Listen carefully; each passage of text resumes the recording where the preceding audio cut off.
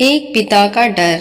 कहानी छोटी है लेकिन शिक्षा देने वाली कहानी है। क्या हुआ बेटा? कुछ दिन से देख रहा हूँ तुम कुछ खोई खोई सी रहती हो। ऐसा लगता है जैसे तुम मुझसे कुछ कहने आती हो फिर बिना कहे चली जाती हो। पापा वो? हाँ बोलो बेटा बेझिझक। पापा वो जो मेरे बैंक में आदिल है ना? कौन सा? गोरा वाला जो चश्मा लगाता है? हाँ। तो क्या हुआ उसको? हम दोनों शादी करना चाहते हैं। हरिशंकर शर्मा अपनी बेटी के मुख से एक मुस्लिम लड़की के साथ विवाह की बात सुनकर गंभीर हो गए। ये क्या कह रही हो रागनी?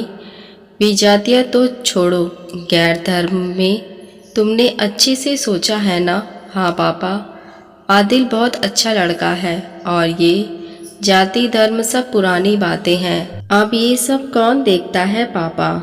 बेटा, दोस्ती व्यक्ति की अच्छाई देखकर होती है, किंतु विवाह विवाह केवल व्यक्ति से ना होकर उनके कुल खानदान, उनके खान पान रीति रिवाज से भी होता है।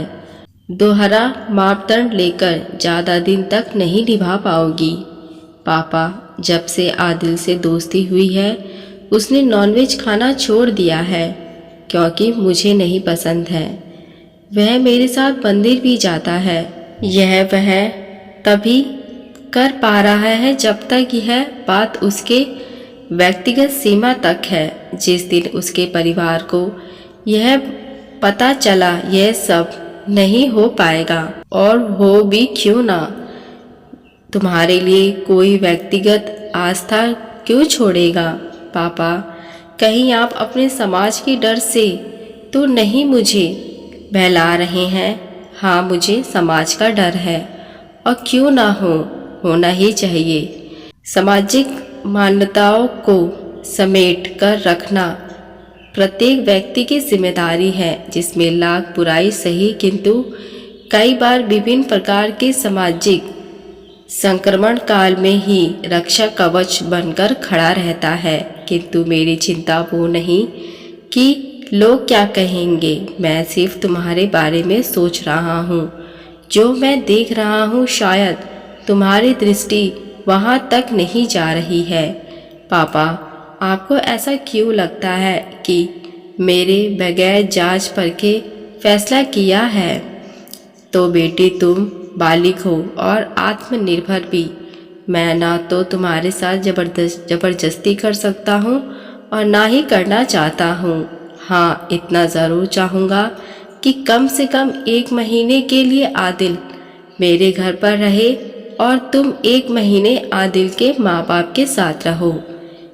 इतने दिन ना तो यहाँ आओगी और ना ही आदिल अपने घर जाएगा।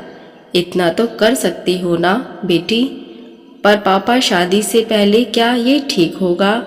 बेटा, मेरे लिए आसान नहीं है, किंतु मैं आश्वस्त होना चाहता हूँ। ये 1 महीने रागनी और आदिल के लिए कैसे रह रहे हो पता नहीं, किंतु शर्मा जी के लिए किसी इम्तहान से कम नहीं थे। उस दिन रागनी रात में लौटी तो पापा ने छेड़ना उचित न समझा। चिंता और डर में शर्मा जी को भोर तक नींद न आई। जब आई तो देर तक सोते रहे। जब उठे तब तक रागनी ऑफिस जा चुकी थी। शाम को लौटते ही रागनी ने पापा को एक लिफाफा पकड़ा दिया। ये क्या है बेटा? ट्रांसफर लेटर, रेणु, रागनी ने मुस्कुराकर कहा। क्यों? और शादी? वो कैंसिल पापा।